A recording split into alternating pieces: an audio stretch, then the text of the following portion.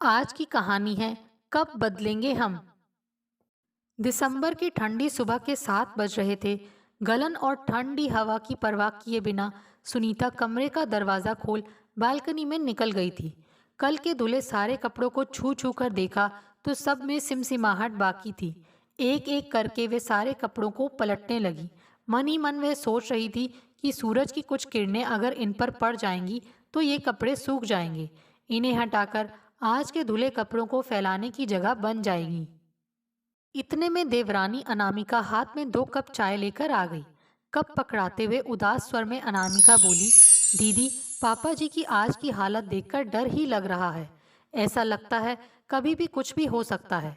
सुनीता ने उसके कंधे पर सांत्वना भरा हाथ रखते हुए कहा, हिम्मत रखो, हमने उनकी सेवा में अपनी ओर से कोई कसर नहीं छोड़ी है। दोनों ने मुंह में चाय का कप लगाया ही था कि पापा जी के कमरे से चीख पुकार सुनकर उधर की ओर भागी। वहां जाकर देखा तो उनके पिता तुल्य ससुर जी रामाशीष जी अपनी अंतिम सांस ले चुके थे। जिस अनहोनी की आशंका से उनका पूरा परिवार 2 दिन पहले से ही उनके पास इकट्ठा हो चुका था, वह घटित हो चुका था। रामाशीष जी अपने पीछे 2 बेटे और 2 बेटियों का भरा पूरा परिवार छोड़ गए थे। रामाशीष जी पिछले 6 महीनों से लगातार बीमार चल रहे थे और इन 6 महीनों के बीच में उन्हें 5 बार अस्पताल में एडमिट करना पड़ा। लेकिन इस बार भर्ती करने के बाद भी उनकी हालत में जब किसी प्रकार का कोई सुधार नहीं हुआ तो डॉक्टर ने उन्हें घर पर ही रखकर उनकी सेवा करने की सलाह दी। तभी से किसी अनहोनी की आशंका से उनके चारों बच्चे उनके आसपास इकट्ठे हो गए थे। सच ही कहा गया है कि घर में यदि कोई एक बीमार हो जाए तो उसकी देखभाल में पूरा घर बीमार होने लगता है। रामाशीष जी के बार बार अस्पताल में भर्ती होने की वजह से उनके बेटे बहू की भी दिनचर्या काफी अस्त व्यस्त हो गई थी। पहले का जमाना सही था, संयुक्त परिवार हुआ करता था। घर का कोई सदस्य बिस्तर पर पड़ भी जाता था तो कब और कैसे उसकी सेवा टहल हो जाया करती थी, किसी को एहसास तक नहीं होता था। पर आज तो रोजी रोटी के जुगाड़ में परिवार विभाजित होकर अलग अलग स्थानों पर रहकर गुजर बसर करने को मजबूर हो गया है। ऐसी स्थिति में अनेक परेशानियों का सामना करना पड़ता है। रामाशीष जी के भी दोनों बेटे अलग अलग प्राइवेट कंपनी में काम करते थे और दिल्ली और गुरुग्राम में फ्लैट लेकर रहते थे। मां की मृत्यु के बाद रामाशीष जी को भी बेटों ने आग्रह करके अपने पास बुला लिया था।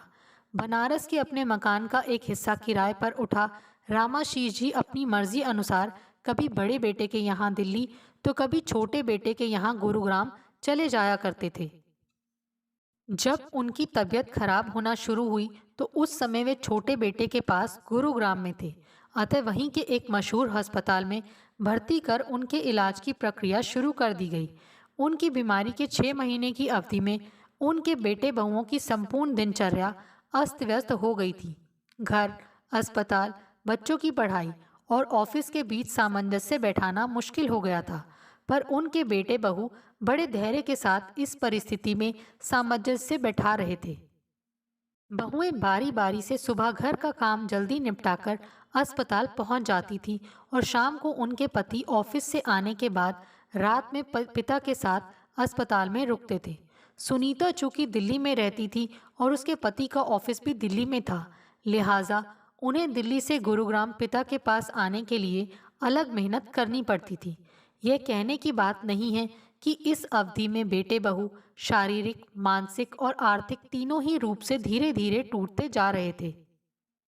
रामाशीष जी के ना रहने की खबर सुनते ही आस पड़ोस के लोग इकट्ठा होने लगे। रिश्तेदारों को भी फोन के द्वारा इस दुखद घटना की सूचना दे दी गई।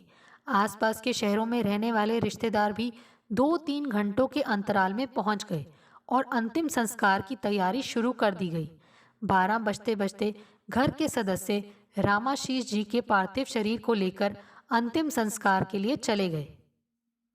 उन्हें अंतिम विदाई देकर भारी मन से सुनीता और अनामिका घर में दाखिल हुई तो दुख में शरीक होने अलीगढ़ से आई ताई जी और बुआ जी ने मोर्चा संभाला। बहू, अब तुम लोग बैठना मत, पूरे घर की धुलाई करनी है तुम लोगों को। ठीक है ताई जी, राधा आती ही होगी, धुलवा देती हूँ पूरा घर उससे, अनामिका ने कहा तो ताई सास बोल पड़ी। अरे नहीं बहू, घर की धुलाई बहुएं ही करती हैं। काम वालियां नहीं करेंगी आज यह काम। अनामिका ने प्रश्नवाचक निगाह से जेठानी सुनीता की ओर देखा तो उसने इशारे से ताई सास की बात मान लेने को कहा और बोली, तू बाल्टी में पानी ले आ और मग से डालती जा, मैं वाइपर से पानी खींचती जाती हूँ। अनामिका का थका हारा शरीर जवाब दे रहा था। रुआंसी होकर सुनीता से बोली, ये क्या है दीदी, अगर राधा घर धो देगी तो क्या बिगड़ जाएगा। रोज तो वही झाड़ती है घर। सुनीता ने उसे चुप रहने का इशारा करते हुए कहा, चुपचाप ये लोग जो कहती जा रही हैं करती चलो, वरना बात का बतंगड़ बन जाएगा बिना मतलब। सुबह से ही घर के बच्चे बड़े किसी के मुंह में पानी का घूंट तक नहीं गया था। घर के बच्चों को तो अनामिका की सहेली वनीता ने अपने घर ले जाकर नाश्ता करा दिया था, पर अनामिका और सुनीता ने तो पानी की बूंद तक नहीं डाली थी मुंह में। उनकी मानसिक और शारीरिक दशा की परवाह किए बिना उपस्थित बुजुर्ग महिलाएं उन्हें विधि विधान बताने की होड़ में लग गईं। बहू, घर धुलने के बाद तुम लोग बारी बारी से नहा लो। हाँ, ध्यान रखना, पहले बड़ी बहू नहाएगी, उसके बाद छोटी।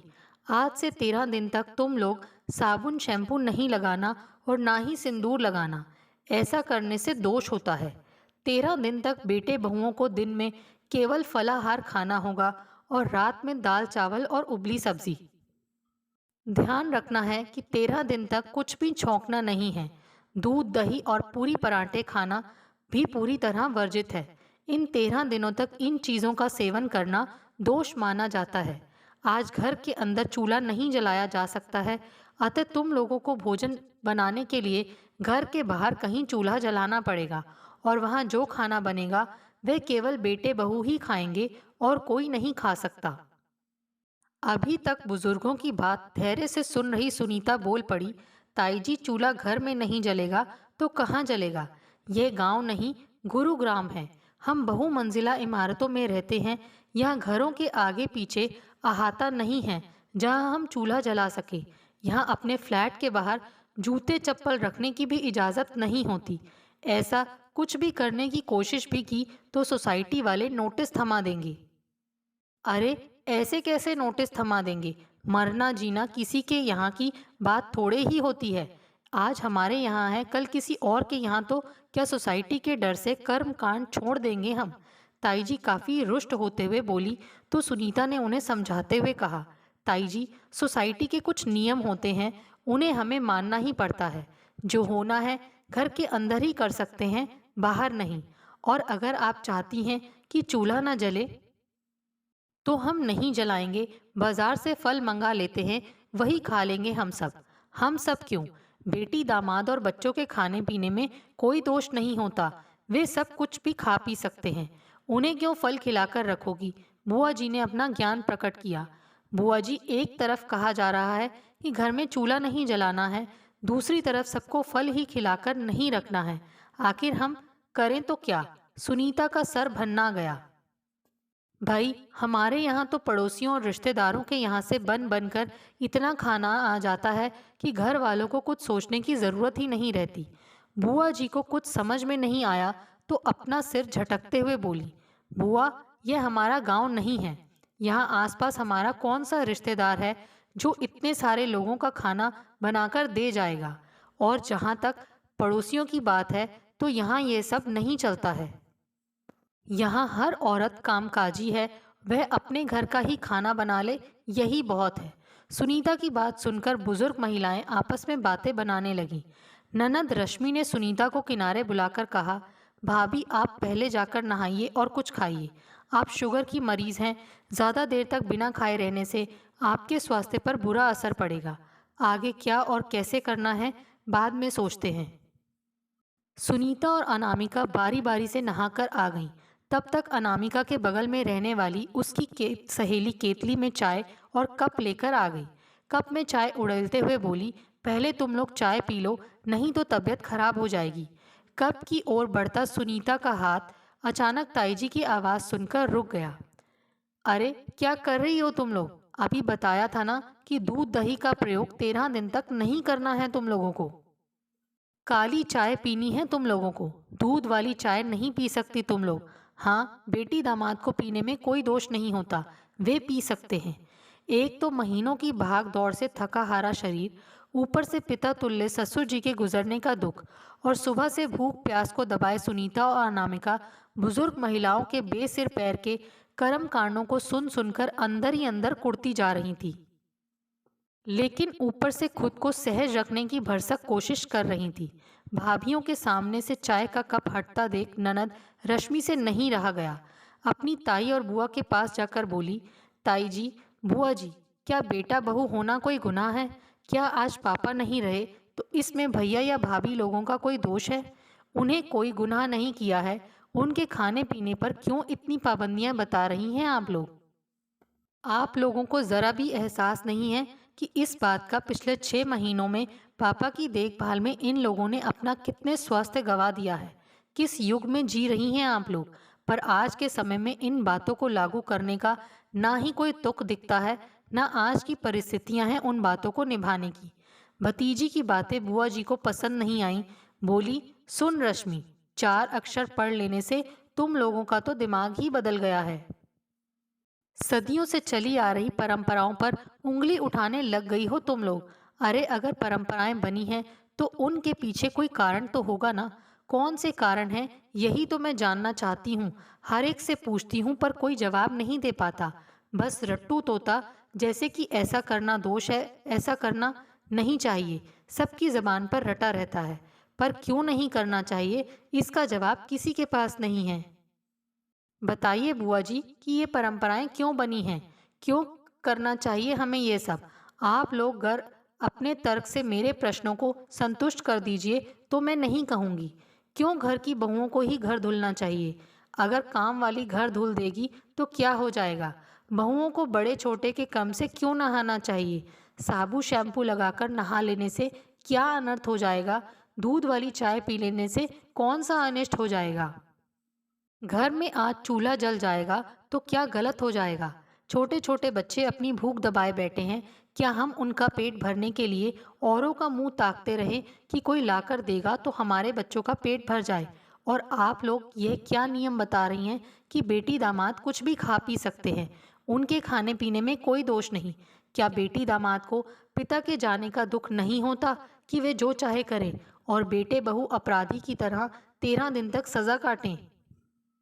रश्मि के तर्कों का कोई जवाब नहीं था किसी के पास। तुम पढ़े लिखों को हम अनपढ़ गवारों की बातें दकियानूसी लगें तो लगे, पर हमें जो सही लगता है हमने बता दिया।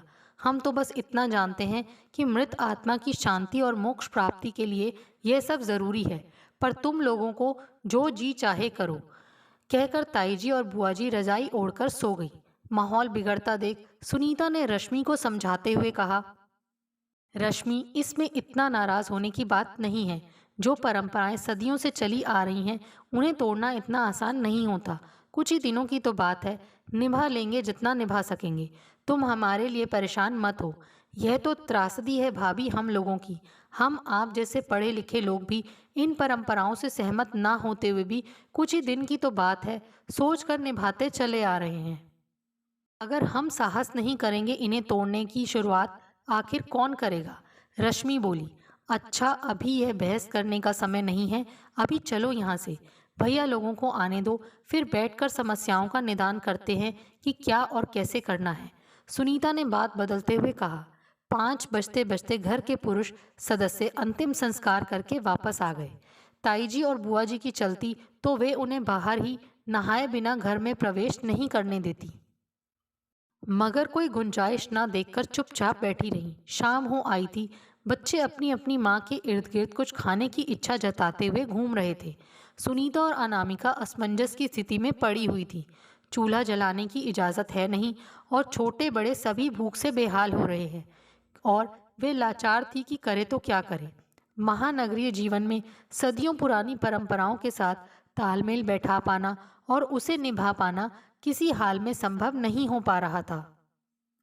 इस समय गांव में होती तो अब तक सचमुच आस पड़ोस के लोग और आसपास के रिश्तेदार के यहाँ से इतना कुछ बनकर आ गया होता कि उन्हें किसी के खाने की कोई चिंता न रहती और अपने लोगों को उबला खाना वे बना लेती। कैसे भी सुनीता और अनामिका को स्वयं ही निर्णय लेना होता तो वे परिस्थितियों के अनुसार परंपराओं से हटकर कुछ न कुछ रास्ता निकाल ही लेती। मगर जब घर में बुजुर्ग महिलाएं उपस्थित थीं और परंपराओं को मानने का दबाव बना रही थी, तो सामंजस्य बैठाना मुश्किल हो रहा था। पुरुष सदस्यों के आने के बाद मिलजुल कर स्थान, परिस्थिति और परंपराओं के बीच तालमेल बैठाते हुए उन सब ने यही निर्णय लिया कि बड़े बुजुर्ग जो कह रहे हैं, जहाँ तक संभव हो उसका पालन करने की कोशिश कर ली जाए, ताकि अपने मन में किसी तरह का पश्चाताप न रह जाए।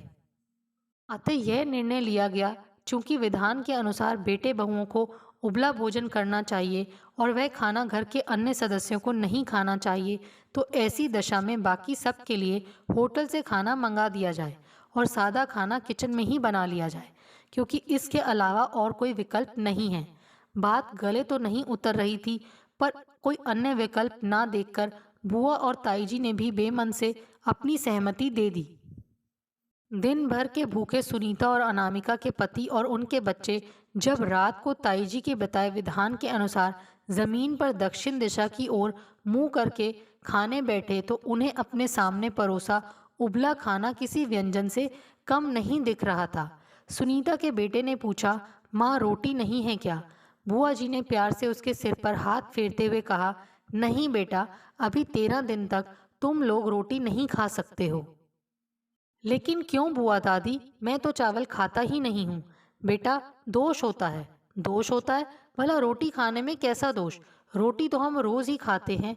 वह तुम अभी नहीं समझोगे, ये बातें तुम्हें बड़े होने पर समझ में आएंगी। अभी खा लो खाना चुपचाप। बड़े होकर भी कुछ समझ में नहीं आएगा बेटा, बस लकीर के फकीर की तरह लकीर पीटते चलोगे तुम भी। बुआ से अब तक नाराज बैठी रश्मि उन्हें घूरते हुए बोली। सच ने पहला कौर उठाया ही था कि ताई जी की आवाज आई, आज तुम लोग एक बार में थाली में जितना ले लोगे उतना ही खा सकते हो, दोबारा कुछ नहीं ले सकते। ताई जी की बात सुनते ही सबका बड़ा हुआ हाथ रुक गया, तो भूख से परेशान अपने अपने पति और बच्चों को देख सुनीता और अनामिका के मुंह से एक साथ निकल पड़ा, हद है अंधविश्वास की। देखो बेटा, जब तुम्हारी माँ गुजरी थी तब तुम्हारे पिता जीवित थे।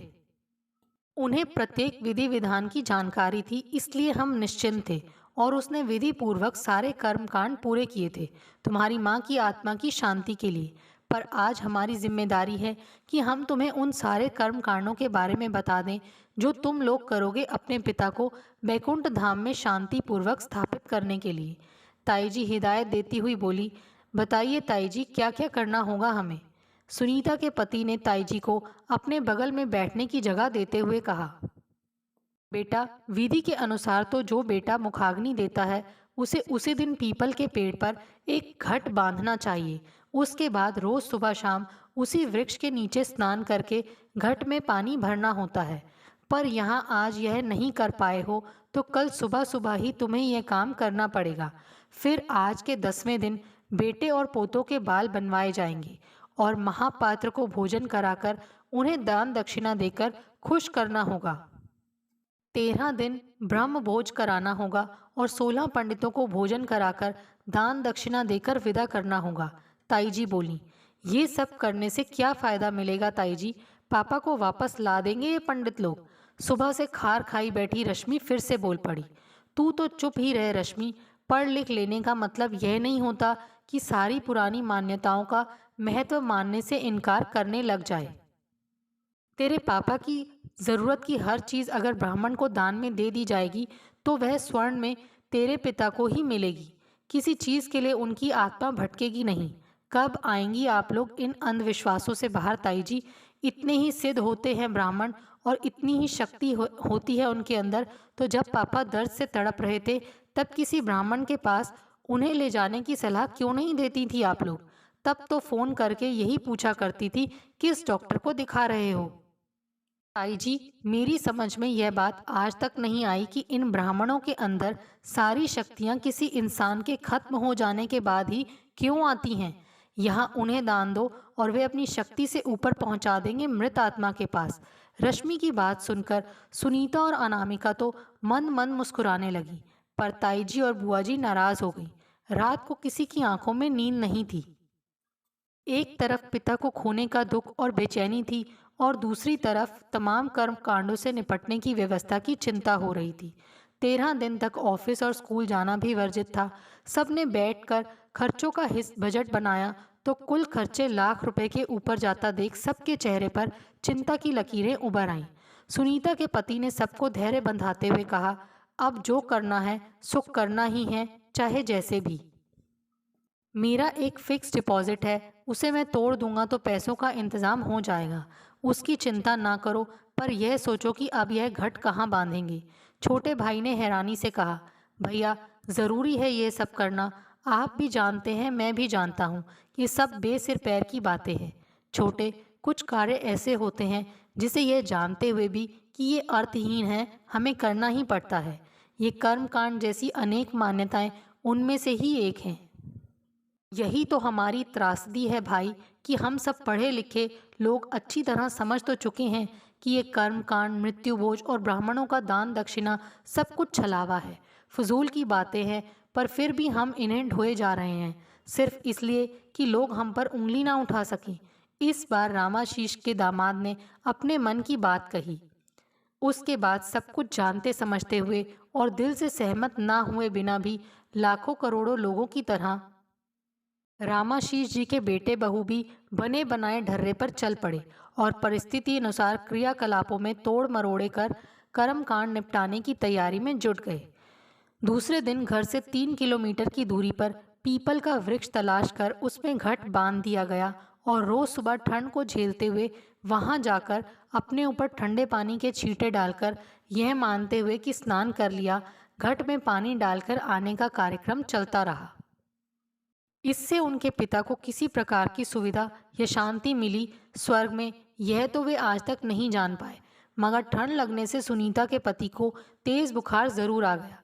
बुआ जी और ताई जी ने कहा कि चूंकि रामाशीष का पूरा जीवन बनारस में ही व्यतीत हुआ था, इसीलिए अंतिम कार्य तेरी को बनारस में ही संपन्न कराया जाए, जिसमें ब्राह्मणों को भरपेट भोजन कराकर उन्हें दक्षिणा में चारपाई, बिस्तर, कपड़े, चप्पलें, राशन और हर वह वस्तु जो रामाशीष जी को पसंद थी या उनके जीवन काल में उनके लिए उपयोगी थी, देकर संतुष्ट करके विदा किया जाए, तो ये सारी वस्तुएं स्वर्ग में रामाशीष जी को ही मिलेंगी और उनकी आत्मा को असीम शांति मिलेगी।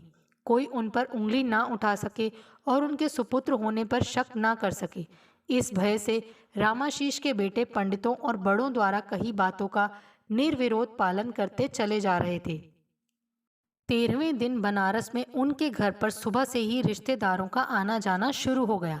बेटे सुबह से ही पंडित के निर्देशानुसार मंदिर, नदी के घाट और घर के आंगन में विधि विधान और कर्मकांड संपन्न कराने में लगे रहे। बहुएं और बेटी दामाद हर आने जाने वाले के आवभगत में कोई कमी न रह जाए, यह ख्याल करते रहे। रामाशीष जी के बेटे बहू और बेटी दामाद चूंकि पढ़े लिखे और सही समझ रखने वाले थे, इसलिए उनका यह मानना था कि दान गरीब और ज़रूरतमंद को देना चाहिए। इसलिए उन्होंने आसपास के स्थानों से गरीब और लाचार स्त्री, पुरुष और बच्चों को इकट्ठा करके उन्हें सम्मानपूर्वक भरपेट भोजन कराकर एक एक कंबल दान में दिया। कड़ाके की सर्दी, भरपेट गर्मा गर्म खाना खाकर और गर्म कंबल पाकर वे इतने खुश हुए कि जिन्हें शब्दों में बयान नहीं किया जा सकता। विधि विधान पूरा करते करते सुबह से दोपहर हो गई। 16 ब्राह्मणों को भरपेट भोजन कराने के बाद उन्हें दान दक्षिणा देकर विदा कर दिया गया और मुख्य ब्राह्मण को चारपाई, बिस्तर, कपड़े, चप्पलें, राशन, सब्जी, छाता, छड़ी आदि तमाम वस्तुओं के साथ सोने का तार भी दान में दे दिया गया। घर में प्रत्येक सदस्यों को कुछ न कुछ नगद उनके चरणों में अर्पित कर उनके चरण स्पर्श किए और उनके प्रति अपनी अपनी कृतज्ञता व्यक्त की। ब्राह्मण को विदा करते वक्त उनके चेहरे पर असंतोष का भाव देखकर बड़े बेटे ने कारण जानना चाहा, तो नाखुश होते हुए उन्होंने कहा, इस बार आपके यहाँ से दान दक्षिणा से संतुष्ट नहीं हुआ। पहले इससे ज़्यादा मात्रा में दक्षिणा मिली करती थी मुझे इस घर से। बुजुर्गों की इच्छा अनुसार जिन ब्राह्मणों को खुश करके अपने पिता को तारने के प्रयत्न में बच्चों ने अपना कीमती समय और लाखों रुपए समय बिना सोचे समझे खर्च कर डाला, वे इस तरह मुंह बनाकर चले गए, यह देखकर सबका मुंह उतर गया। शाम को बाजार की तरफ से वापस आकर रामाशीष जी के घर के बुजुर्ग चौकीदार को सुनीता के पति के कान में कुछ कहते देखकर सभी उत्सुकतावश उनके पास इकट्ठे हो गए। तो चौकीदार ने बताया कि उसने अपनी आंखों से उन ब्राह्मणों को दान में मिली सामग्रियों को दुकानों पर बेचकर बदले में पैसे लेकर जाते हुए देखा है। जानते समझते भी हम सब मक्खियां निगलते रहेंगे और हमें अंधविश्वास की आग में झोंक झोंक कर ये पंडित उसकी आग में अपनी रोटी सेकते रहेंगे। हम पढ़े लिखे होकर भी गलत परंपराओं का त्याग कर देने का साहस करने के बजाय कर देने में हर्ज ही क्या है, जैसी सोच के साथ अंधविश्वासों को बढ़ावा देते रहेंगे तो हमारे जैसे दया का पात्र कोई और नहीं हो सकता। आखिर बदल पाने का साहस कब कर पाएंगे हम। मन ही मन ऐसा सोचते हुए सब चुपचाप वापसी की तैयारी में लग गए। दोस्तों, आपको हमारी ये कहानी कैसे लगी? प्लीज़ कमेंट्स करके बताइए। Thanks for watching this video.